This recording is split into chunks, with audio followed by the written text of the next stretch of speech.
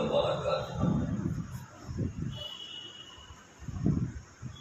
الحمد لله رب العالمين، والصلاة والسلام على سيد الأنبياء والمرسلين وعلى آله وأصحابه أجمعين ومن تبعهم بإحسان إلى يوم الدين. أما بعد، وعن أبي هريرة رضي الله عنه أن رسول الله صلى الله عليه وسلم قال: بادروا بالأعمال سبعا، هل تنظرون إلا فقرا منسيا أو غنى مطغيا أو مرضا مفسدا أو هرما مفندا أو موتا مجهدا أو الدجال فشر غائب ينتظر أو الساعة فالساعة أدهى وأمر. رواه الترمذي.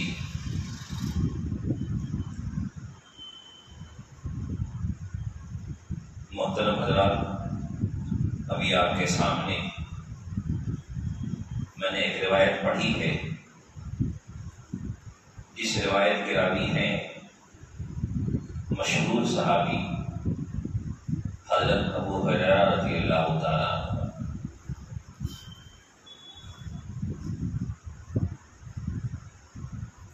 اس روایت میں نبی اکرم صلی اللہ علیہ وسلم نے ہم سب کو، اپنے ماننے والوں کو اس بات کی تعلیم دی ہے کہ ہماری آخرت کا جو ذخیرہ ہے نیکیاں، اس کی زیادہ سے زیادہ تیاری جلد سے جلد کر لی جائے، کیونکہ ہم سب جانتے ہیں کہ اس طریقے سے اس دنیا میں اعلیٰ مقام پانے کے لیے، خوشحالی کے لیے، ترقی کے لیے دنیاوی متاع و اسباب کی ضرورت پڑتی ہے.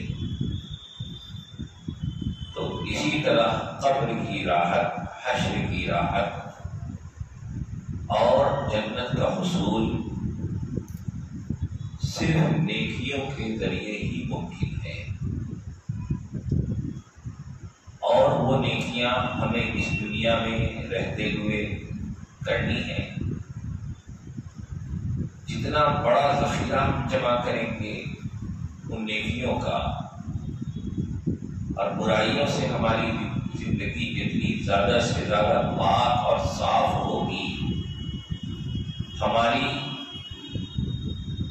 اگلی زندگی، برزخی زندگی اور اخروی زندگی اتنی ہی اچھی، عمدہ اور معیاری ہوگی. اور اسی کی تیاری کے لیے اللہ تعالیٰ نے ہم سب کو زندگی کے گنے چنے ایام دیے ہیں کہ ان گنے چنے ایام میں ہی ہم کو مکمل تیاری کر کے اپنی آنکھ کو بند کرنا ہے. اور یہ دنیا ایک تو بہت محدود ہے، ہماری عمر اس دنیا میں، اور عمر کا بڑا حصہ ہمارا غفلت میں گزرتا ہے. آگے کے ایام بہت طویل ہیں، غیر محدود ہیں، اور ان غیر محدود ایام کے لیے اپنے آپ کو ان انتہائی محدود دنوں میں تیار کرنا ہے. جنت میں جو جنتی جائیں گے تو جنت و دوزخ کا جو تذکرہ جہاں میں قرآن کریم میں کیا گیا ہے، وہاں کیا خالدین فیہا ابدا، کہ وہ اس میں ہمیشہ ہمیشہ رہیں گے. تو جنت کی زندگی، اخروی زندگی، اور وہاں کی نعمتوں کا کوئی خاتمہ نہیں ہے. تو ان غیر محدود سکون کے لیے، غیر محدود امن پرسکون والی زندگی کے لیے ہمیں اپنے اپنی زندگی کے ان محدود ایام میں تیاری کرنی ہے۔ اس میں بھی اگر ہم غفلت میں مبتلا رہ گئے، اوقات کو یوں ہی ضائع کر دیا، زندگی کے قیمتی لمحات کو یوں ہی ہم نے گزار دیا، تو گویا کہ ہم نے آخرت کی تیاری کا موقع ضائع کر دیا۔ بعض لوگ کہتے ہیں کہ یہ دنیا زندگی ایک بار ہے، انجوائے کر لو۔ زندگی ایک بار ہے، انجوائے کرنے کے لیے نہیں، زندگی تو ایک بار ملی ہے اس انجوائے کے قابل اپنے آپ کو بنانے کے لیے۔ کیا دنیا میں انسان مزے لے گا؟ دنیا کی کوئی مزے کی چیز آخر مزے کتنی دیر دے سکتی ہے؟ بلکہ یہاں کی ہر چیز فانی ہے، لذت فانی ہے۔ انسان قیمتی سے قیمتی کھانا کھا لے، 2 سے چند مرتبہ کے بعد وہ چیز اس کے لیے بے مزہ ہو جاتی ہے۔ اعلیٰ سے اعلیٰ محل اسے دے دیا جائے، چند دنوں کے بعد اس کی لذت اس کے لیے ختم ہو جاتی، مزید اس کے لیے اس کے آگے کی چیز کی طلب رہتی ہے۔ تو دنیا کی جتنی سے بھی چیزیں ہیں ان کی لذتیں فانی ہیں، باقی تو رہنے والی چیز وہ ہے جس کے لیے اللہ نے مقرر کیا ہے بقا کو، وہ اخروی زندگی ہے۔ یہی وجہ ہے کہ اخروی زندگی میں انسان کو جو کھانے ملیں گے، جو پھل ملیں گے، جو لباس ملے گا، جو نعمتیں ملیں گی، ان کی لذتیں ختم نہیں ہوگی۔ ہر مرتبہ ایک نئی لذت ملے گی، ہر مرتبہ ایک نیا مزہ ملے گا، ہر مرتبہ ایک نئی راحت ملے گی، ہر مرتبہ نیا نئے شوق کی تکمیل ہوگی۔ وَلَكُمْ فِيهَا مَا تَشْتَهِي أَنفُسُكُمْ وَلَكُمْ فِيهَا مَا تَدَّعُونَ۔ اللہ اکبر۔ وہ ہے مرضیات کی تکمیل کی جگہ۔ دنیا مرضیات کی تکمیل اور خواہشات کی تکمیل کی جگہ نہیں ہے، بلکہ ان مرضیات کی تکمیل کے اعلیٰ مقام کے لیے اپنے آپ کو تیار کرنے کی جگہ ہے۔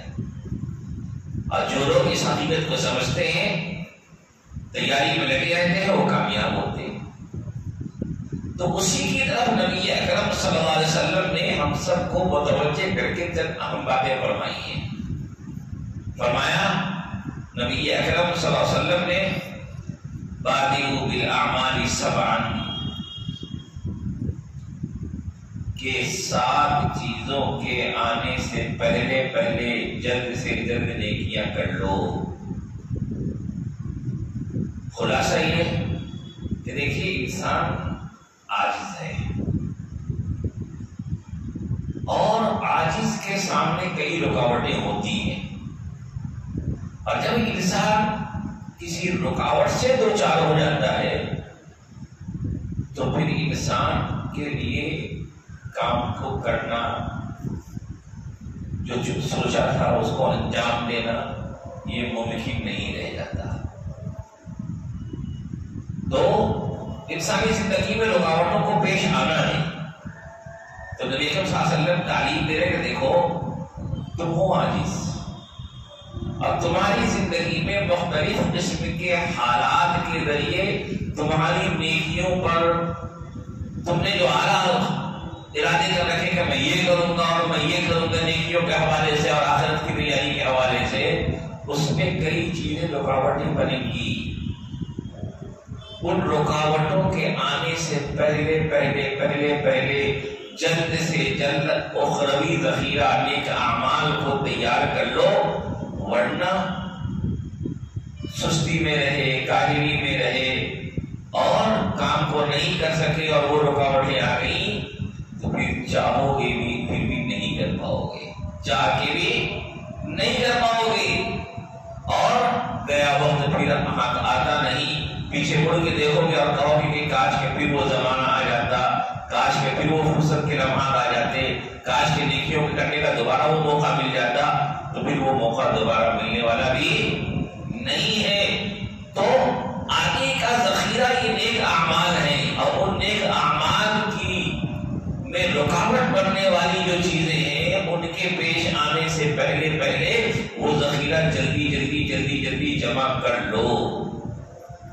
فرمایا بادروا بالاعمال سبعا، 7 چیزوں کے آنے سے پہلے نیک اعمال میں سبقت کر لو، جلدی کر لو، ذخیرہ جمع کر لو، ورنہ یہ چیزیں آئیں گی تو پھر کرنا چاہو گی بھی تو نہیں کر پاؤ گی۔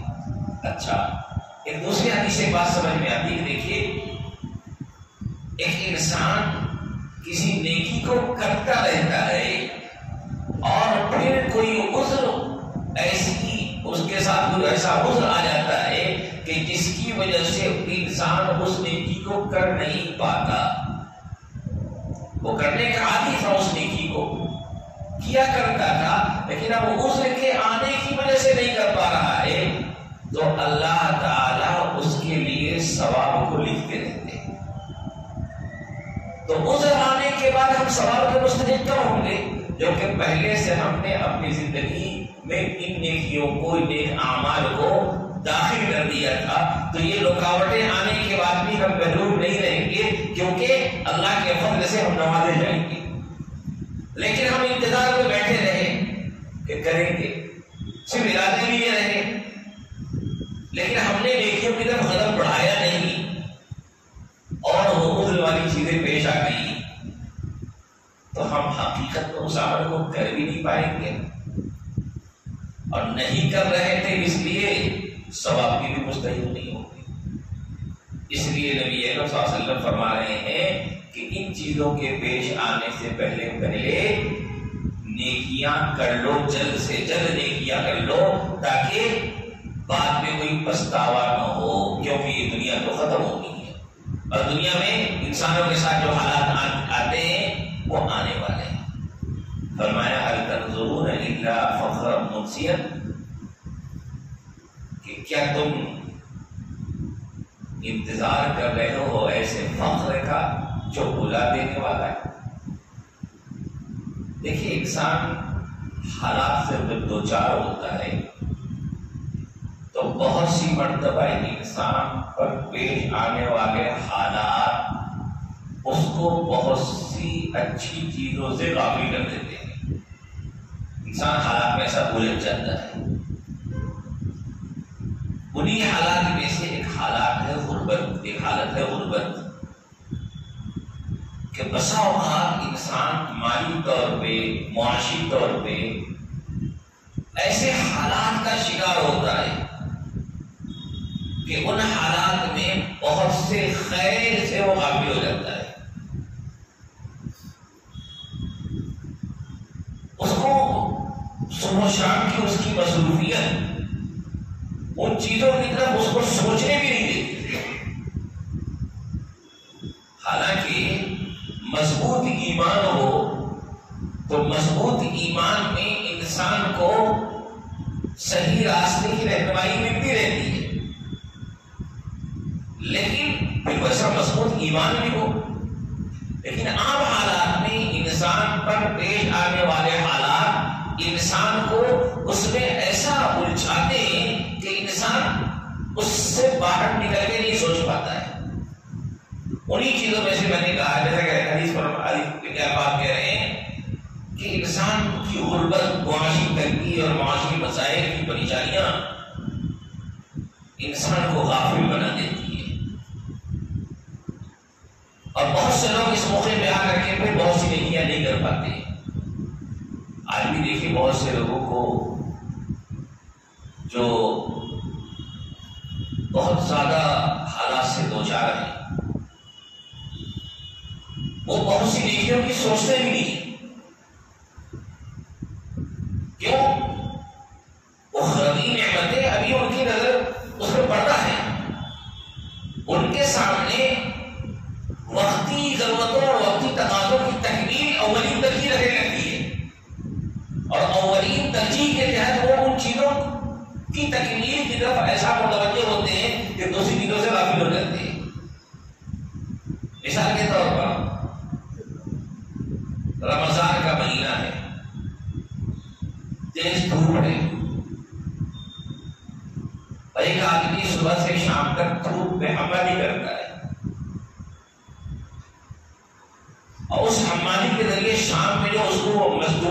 ہے تھوڑی بہت، اسی سے اس کا گھر چلتا ہے۔ اب وہی دیکھ رہا ہے کہ میں یہ حمانی کروں گا تو ہی شام میں میں راشن کا سامان لے کر کے اپنے گھر جاؤں گا اور اسی سے پھر میرے گھر کا خرچہ چلے گا۔ دوسری طرف رمضان کے روزے کا تقاضا بھی ہے کہ روزہ رکھنا فرض ہے۔ اب بہت ایمان قوی ہوگا تو انسان فرض کو ترجیح دے کر کے دوسری تمام چیزوں کو ثانوی درجہ دے گا، لیکن عام طور پر ایسا ہوتا نہیں ہے۔ انسان وقتی ضرورت کو ترجیح دیتے ہوئے انسان اسی طرح کا احکام کرتا ہے اور احکام کر کے دوسری چیزوں کو چھوڑ دیتا ہے کہ ہم یہ کریں گے تو یہ نہیں کر پائیں گے اور یہ کریں گے تو یہ نہیں کر پائیں گے، اور جس چیز کو وہ وقتی طور پہ ترجیح دیتا ہے اس راستے کو اختیار کرتا ہے۔ غرضے کہ انسان کی معاشی تنگی اور معاشی پریشانیاں بھی انسان کو ایسا غافل بناتی ہیں اور معاشی مسائل اور ذمہ داریوں میں ایسا الجھا دیتی ہیں کہ انسان بہت سے خیر والے اعمال سے غافل ہو جاتا ہے۔ ہمارے آقا صلی اللہ علیہ وسلم فرما رہے ہیں کہ ان حالات کے آنے سے پہلے اللہ نے خوشحالی عطا کر رکھی ہے، تو خوشحالی کے اوقات و لمحات اور ایام کو غنیمت جانتے ہوئے ان دنوں میں جو نیکیاں جو خیر کے کام کر سکتے ہو تیزی کے ساتھ کر لو، ورنہ المال ذل زائل، حالات بدل گئے، حالات بدل گئے تو جو سوچ کے بیٹھے ہو کہ یہ کروں گا وہ کروں گا نہیں کر پاؤ گے۔ ابھی جو تمہارے بس میں ہے تیزی کے ساتھ کر لو۔ ابھی خوشحالی ہے، اللہ کے راہ میں خرچ کرنے کے لیے اللہ نے صلاحیت دے رکھی ہے، خرچ کر لو، مال کو اللہ کی راہ میں لگا لو، انتظار مت کرو ورنہ یہ مال چلا جائے گا، پھر پچھتاوے کے سبب کچھ نہیں ہوگا۔ اپنے معاشرے میں اس وقت ایک دو نہیں ہزاروں ایسے لوگ ملیں گے آپ کو جو کسی زمانے میں اچھا کماتے تھے، مضبوط تھے، اچھے تھے، حج میں جا سکتے تھے، اپنے پیسے تھے، اپنے خرچے تھے، اور مسئلہ کیا ہے کہ کسی انسان کے پاس ایک مرتبہ اگر اتنی استطاعت آ جائے کہ وہ اس کے ذمے جو خرچے ہیں، بیوی بچوں کا نفقہ ہے، اس کو ادا کرنے کے ساتھ ساتھ وہاں پہ جا سکتا ہو اور وہاں سے واپس آ سکتا ہو، اتنا پیسہ اس کے پاس ہو، میری صاحب استطاعت ہو گیا، اتنی استطاعت اس کے اندر ہو گئی تو اس پر حج فرض ہو گیا۔ اب جب حج فرض ہو جاتا ہے تو ادا کیے بغیر وہ ادا نہیں ہوتا ہے، چاہے مالی حالت خراب ہوگی، وہ فریضہ ذمے میں باقی رہتا۔ تو ایک زمانے میں صلاحیت تھی لیکن کیے نہیں کہ یہ کر لیں گے تب، یہ کر لیں گے تب، اس کے بعد اس کے بعد اس کے بعد اس کے بعد مختلف بہانے، مختلف چیزیں رکاوٹیں بنتی گئی، بہانے بنتے گئے اور وہ کر نہیں سکے، اور بعد میں مالی حالت بھی ویسی نہیں بچی، بچوں کے حوالے ہو گئے، بڑھاپا بھی آ گیا، بچے کرا نہیں رہے ہیں کیونکہ بچوں کے سامنے اپنے مسائل ہیں، ان کے پاس وہ استطاعت اب نہیں ہے۔ بتائیے یہ کتنا بڑا نقصان ہوا، جب کر سکتے تھے تو کیے نہیں، اور آج زندگی جب چل چلاؤ کی طرف ہے، ایک بڑا ذمہ سر پہ باقی ہے اور کرنے کے قابل نہیں ہے۔ اسی لیے علماء نے لکھا کہ جن نیکیوں کی جب استطاعت ہو اس وقت ان نیکیوں کو کر لو، پتہ نہیں بعد میں یہ استطاعت، یہ صلاحیت، یہ قابلیت آپ میں باقی رہے کہ نہ رہے، کیونکہ حالات بدلتے دیر نہیں لگتی ہے۔ کئی لوگ آپ کو مل جائیں گے جنہوں نے اپنی جوانی میں، اپنی اچھی حالت میں، اپنے خود اپنے بلبوتے سارے کام کر رہے تھے، انہوں نے بہت اچھے ارادے کیے۔ ہم لوگوں سے ایسے کئی لوگ ملتے ہیں کہ انہوں نے یہ ارادہ کیا تھا فلاں کروں گا، لیکن اب تو ایسا ہو گیا کہ یہ چیز ان سے پوچھو تو وہ اس کی پرمیشن نہیں دے رہے. ارے بہت سے لوگ تو یہ ہیں کہ اپنے پینشن کے پیسے سے بھی بہت سارا خیر کا کام کرنے پر وہ قادر نہیں ہے. اپنی حاصل کردہ جائیداد کو بھی اپنی مرضی پر استعمال کرنے پر اب وہ قادر نہیں ہے. بچوں کی مرضی اور فلاں کی مرضی کے تابع ہو چکے ہیں. خرچے کی نیکیاں ذخیرہ ہے آخرت کا. یہی چیزیں وہاں کام آنے والی ہیں. صلاحیت اللہ نے دے رکھی ہو تو اس نیکی کا ذخیرہ جمع کرنے میں تاخیر نہ کریں. جلد سے جلد کر لیں ورنہ حالات بدل جائیں گے تو کرنا سوچ کر کے بھی نہیں کر پائیں گے. نبی صلی اللہ علیہ وسلم نے فرمایا کہ کیا تم ایسے فقر کا انتظار کر رہے ہو جو وہ غربت وہ فقر وہ پریشان حالی بھلانے والی ہے. او غیر مدغین.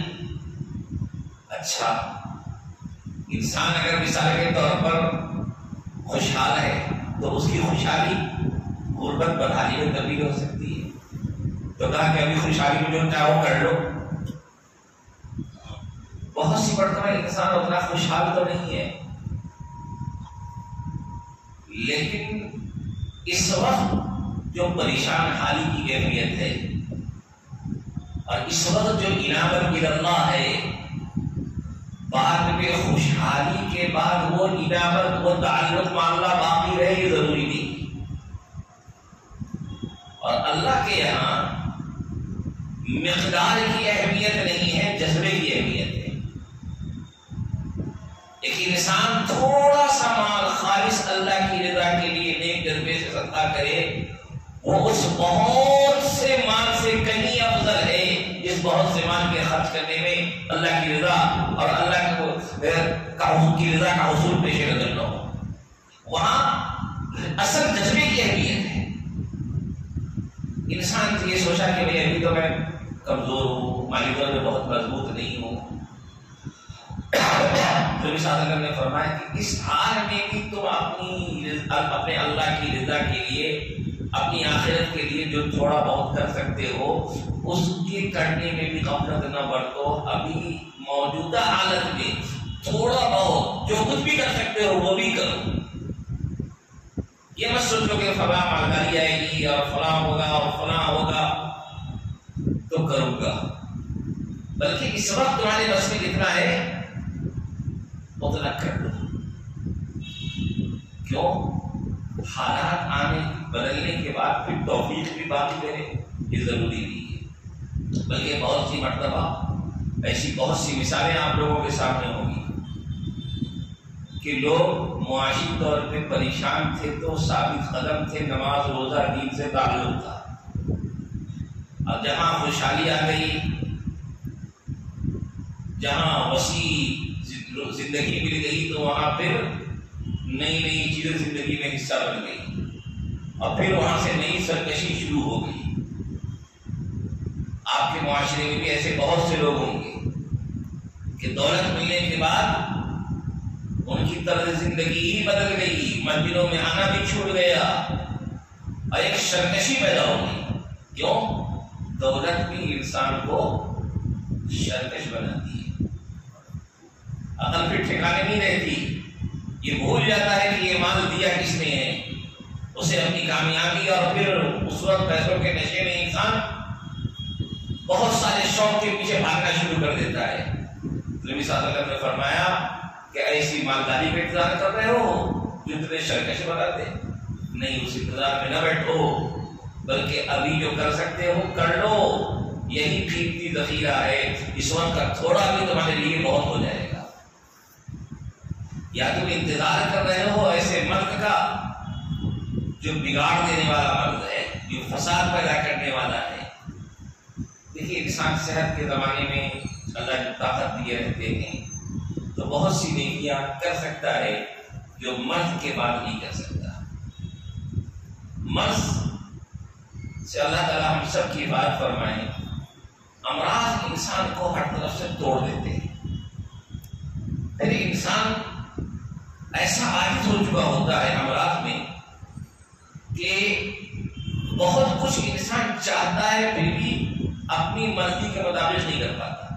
نہ اپنی مرضی کے کے مطابق چل پاتا ہے، نہ اپنی مرضی کے مطابق اٹھ پاتا ہے، نہ اپنی مرضی کے مطابق بیٹھ پاتا ہے، تو امراض بھی انسانی زندگی میں پیش آنے والی رکاوٹوں میں سے ایک اور خطرناک رکاوٹ ہے۔ نبی صلی اللہ علیہ وسلم نے فرمایا کہ دیکھو امراض میں مبتلا ہو جانا یہ کوئی بعید نہیں ہے، ہو جاتے ہیں لوگ، اس لیے ابھی صحت کا زمانہ ہے تو صحت کے زمانے کو غنیمت جانو اور جتنی زیادہ سے زیادہ نیکیاں صحت سے فائدہ اٹھاتے ہوئے کر سکتے ہو کر لو، ورنہ بہت عین ممکن ہے کہ یہ وقت گزر جائے اور یہ صحت مرض میں تبدیل ہو جائے، اس وقت سوائے افسوس کے کچھ ہاتھ آنے والا نہیں ہے، کیونکہ مرض انسان کو اس قابل نہیں چھوڑتا کہ انسان بہت سے کام کر سکے۔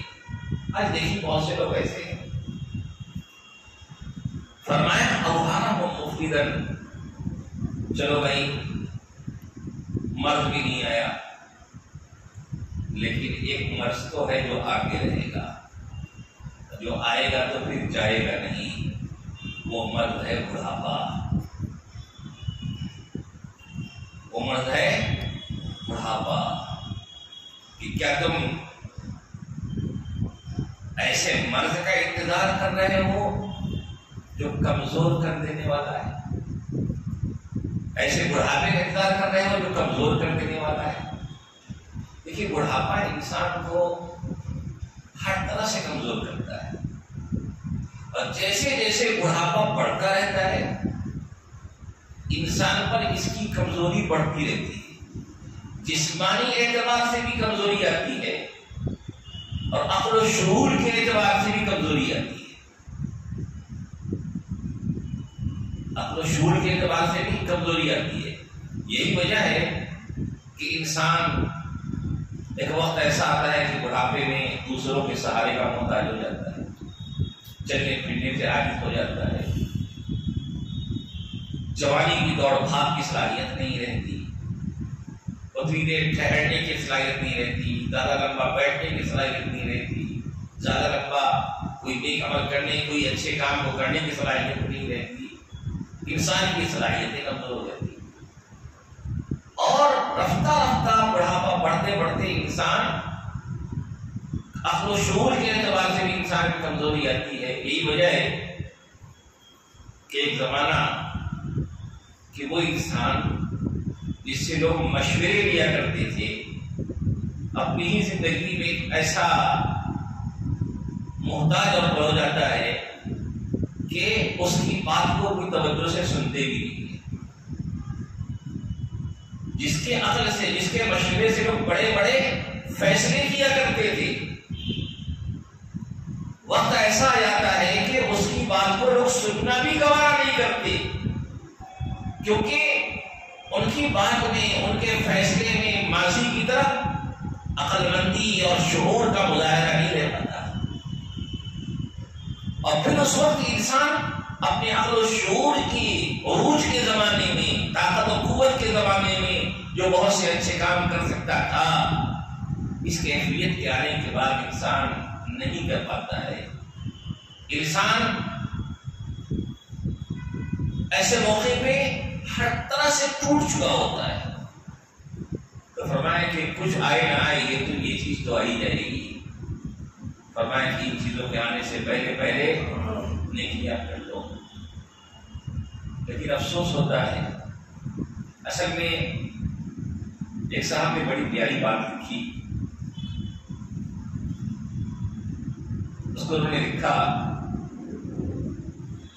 کہ کتاب ایک کوئی کتاب ہے، جیسے یہ حدیث کی کتاب ہے، پہلے صفحے سے شروع ہو رہی ہے اور اخیر میں جا کے ختم ہو رہی ہے، درمیان کے صفحات ایک دوسرے سے مربوط ہیں، جڑے ہوئے ہیں، اور یہ صفحہ اگلے صفحے کے مضمون کی رہنمائی کر رہا ہے، یہ صفحہ اگلے صفحے کے مضمون کی رہنمائی کر رہا ہے، تمام مضامین کا تسلسل رہتا ہے، کتاب علم سے شروع ہوتی ہے، علم پر ختم ہوتی ہے، ہر صفحہ دوسرے صفحے سے جڑا ہوا ہوتا ہے۔ یہ وجہ ہے کہ بیچ میں سے اگر چند صفحات غائب ہو جائے، پرنٹ میں کچھ گڑبڑی ہو جائے تو فوراً پتہ چل جاتا ہے کہ ہمیں یہاں پہ کچھ معاملہ ڈسکنیکٹ ہو گیا ہے، تو ایک پچھلا ربط بھی انسان کے لیے اگلی راہوں کو آسان کرتا ہے۔ ماضی کی زندگی مستقبل کی زندگی کا فیصلہ کرتی ہے، اور ہمارا ماضی کیسے گزرا ہے اسی کے مطابق آگے مستقبل کے اعمال کی توفیق ملتی ہے۔ اللہ ماشاءاللہ بعض لوگوں کے ساتھ اللہ کا خاص کرم ہوتا ہے کہ اللہ تعالیٰ اچانک ان کو توفیق دے دیتے ہیں، ان کی زندگی میں انقلاب آ جاتا ہے، لیکن عموماً انسان کا ماضی جیسا گزرا ہوتا ہے حال بھی ویسا ہی گزرتا، مستقبل بھی اسی سے جڑا ہوا ہوتا ہے۔ کیا مطلب؟ یعنی کہ انسان جوانی میں طاقت و قوت کے زمانے میں جن چیزوں کا پابند رہتا ہے، جن نیکیوں سے جڑا ہوا رہتا ہے، عمر کے گزرتے گزرتے وہی چیزیں اس کے اندر باقی رہتی ہیں، اور بہت سی برائیاں جو اس عمر میں باقی رہتی ہیں مرتے مرتے دم تک وہ برائیاں باقی رہتی ہیں۔ معاشرے میں ایسے بہت سے لوگ آپ جائزہ لے لیجیے، جو نمازی ہیں نمازی باقی رہتے، پڑھتے رہتے قبر کے حوالے ہو جاتے ہیں۔ اب کتنے ایسے ہیں جو سوچیں گے نماز شروع کریں گے، کرتے قبر کے حوالے ہو چکے ہوتے۔ تو بڑھاپے کو اچھا بنانے کے لیے ضروری ہے کہ اس سے پہلے کا زمانہ بھی نیکیوں سے جڑ جائے، برائیوں سے کٹ جائے، ورنہ جس نیکی جس برائی سے ابھی تعلق رہے گا یہی چیزیں اگلے مستقبل کا ہمارا فیصلہ کریں گی۔ مثال کے طور پر داڑھی رکھنا واجب ہے، سنت مؤکدہ بعض لوگوں نے کہا۔ ایک صاحب ہے معاشرے میں دیکھیے بہت سے لوگ عمر کے بہت عجیب مرحلے میں پہنچ چکے ہیں، لیکن پھر بھی ان کو یہ چیز بوجھ لگتی ہے۔ ایک عمومی بات کہہ رہا ہوں میں، کیوں؟ یا اس کے علاوہ نبی صلی اللہ علیہ وسلم کی تعلیمات، بہت سی تعلیمات ہیں جن کو ہمیں اپنانا چاہیے آخرت کی کامیابی کے لیے، جوانی میں ہم نے نہیں اپنایا تو کیا ہوتا؟ آخر زندگی میں بھی وہ چیزیں ہماری زندگی میں نہیں آ پاتی اور ہم قبر کے حوالے ہو چکے ہوتے۔ اس لیے بھائیو، جس وقت تبدیلی کا زمانہ ہے اپنے اندر تبدیلی لائیے، چھوڑیے دنیا کیا کہتی ہے۔ دنیا آپ کو کبھی اچھا نہیں کہے گی، اپنے آپ کو اچھائی کے راستے میں لائیے، یہ تصور کیجیے، ہر دن سونے سے پہلے اپنا محاسبہ کیجیے کہ اگر آج کا دن ہمارا آخری دن ہو جائے تو کیا اس کیفیت اپنے نام اعمال کے ساتھ ہم اللہ کے الحاکمین کے سامنے کھڑے ہونے کے قابل ہے یا نہیں؟ موت کو مغفرت کا لیا ہے، اچانک آ جاتی ہے، تو یہ محاسبہ کرنا اپنے آپ کا اپنا کہ آج کا دن آخری ہو سکتا ہے۔ اس میں مثال نے فرمایا صبح ہو جائے تو شام کا انتظار نہ کرو، شام ہو جائے تو صبح کا انتظار نہ کرو، کوئی دن بھی آخری ہو سکتا ہے۔ محاسبہ کر کے اپنے آپ کو تبدیل کر لو، اس قبر کے قابل بنا لو جہاں تم سے سوال ہونا ہے، اس حشر کے قابل بنا لو جہاں نفسی نفسی کا عالم ہوگا۔ کوئی کام نہیں آئے گا، کوئی ساتھ نہیں دے گا، انسان کے اپنے نیک اعمال ہی نور بنیں گے، اپنے نیک اعمال ہی وہاں سہارا بنیں گے، اپنے نیک اعمال ہی وہاں ہمارے لیے نجات کا ذریعہ بنیں گے۔ اپنی تبدیلی ضروری ہے۔ فرمایا او موتا مدیرا، اللہ اکبر، آگے وہی بات، کچھ نہ آئے، زندگی گزرتی رہے گی، اصلاح نہیں کیا اپنی، کئی خامیاں باقی رہ گئیں، سوچا کہ اب کریں گے تب کریں گے، اب کریں گے تب کریں گے، یا بہت سی نیکیاں نہیں کیا، سوچتے رہے اب کریں گے تب کریں گے، کل سے کریں گے، پرسوں سے کریں گے، تو کیا موت کو بھی ٹال سکتے ہیں؟ او موتا مدیرا، کیا تم ایسی موت انتظار کر رہے ہو جو بہت جلانے والی ہے؟ وہ کبھی بھی آپ کی پکڑ سکتی ہے، اس لیے اس کی پکڑ سے بچنے کے لیے یہ ہے کہ یہ مت کہو کہ میں کل سے یہ کام کروں گا، ابھی کرنا ہے تو ابھی کر لو۔ یہ مت کہو کہ ایک ہفتے کے بعد سے میں اپنی اس برائی کو چھوڑ دوں گا، نہیں، آج ہی چھوڑ دو۔ یہ مت کہو کہ فلاں برائی کو فلاں ہونے کے بعد میں کرنا چھوڑ دوں گا، نہیں، برائی ہے، اس سے پہلے موت آ سکتی ہے، اچانک موت آ سکتی ہے، چھوڑ دو اللہ کی رضا کے لیے، اللہ ہمت دیں گے، حوصلہ دیں گے، سہارا دیں گے۔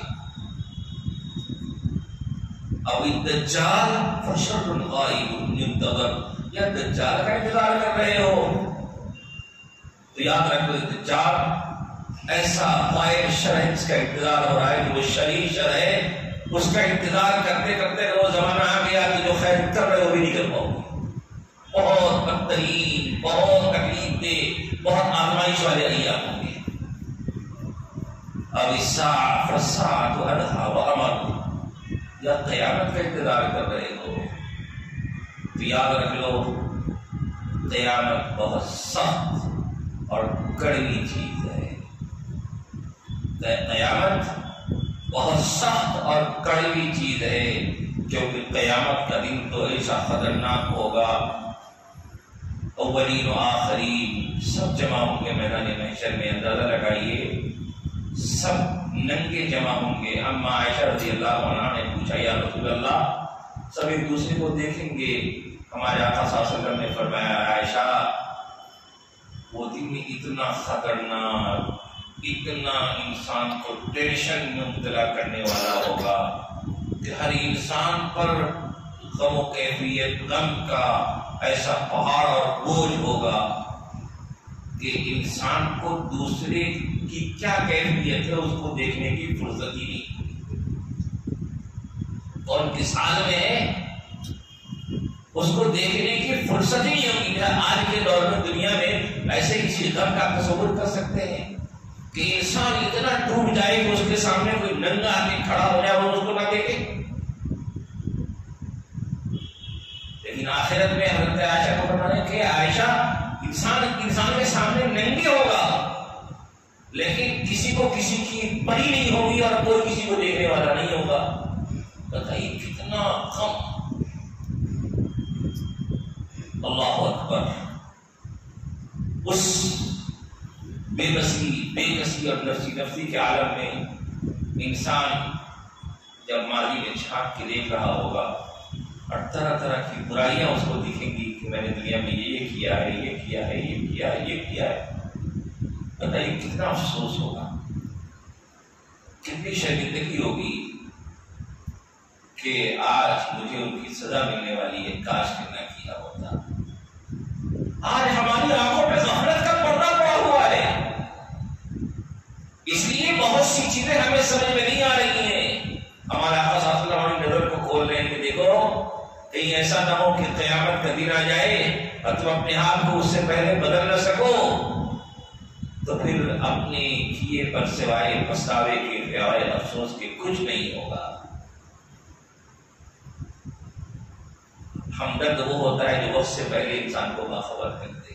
ہمارے آقا صلی اللہ علیہ وسلم ہمارے لیے رحمت ہے، ہمدرد ہے، وہ ہمیں کہہ رہے ہیں کہ دیکھو ان حالات کے آنے سے پہلے اپنے آپ کو بدل لو، جو نیکیاں کرنا ہے وہ نیکیاں کر لو، جن برائیوں کو چھوڑنا ہے ان برائیوں کو چھوڑ دو۔ علماء نے لکھا ہے بہت سی برائیاں ارادوں سے نہیں چھوٹتی ہیں، بہت سی برائیاں صرف ارادوں سے، ہاں ایک ہفتے کے بعد ایسا نہیں کریں گے، 10 دن کے بعد ایسا نہیں کریں گے، فلاں ایسا نہیں کریں گے۔ فرمایا کہ اس وقت بھی شیطان کو اس طرح کی تسلی کی چیز لے کے آ جاتا ہے، جب وقت آئے گا پھر شیطان اس طرح بڑھاوا دے دے گا۔ فرمایا کہ برائی کو چھوڑنا ہے تو بس اسی وقت چھوڑ دینا ہے، عہد کر لینا ہے، اب ہو گیا تو ہو گیا، ماضی کی توبہ کریں گے، آج یہ بات نہیں کریں گے، اب نہیں کریں گے،